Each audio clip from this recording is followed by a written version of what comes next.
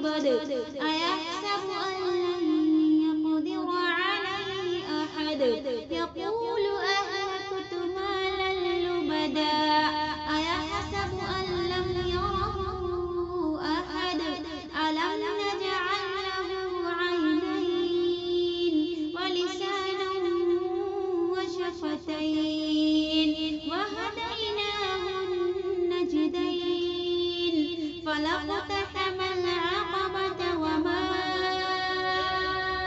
أدراك ما العقبة فك رقبة أو إطعام في يوم ذي مسغبة يتيما ذا مقربة أو مسكينا ذا متربة ثم كان من الذين آمنوا وتواصوا بالصبر وتواصوا بالمرحمة أولئك أصحاب الميمنة والذين كفروا بآياتنا هم أصحاب المشأمة عليهم نار مؤصدة صدق الله العظيم।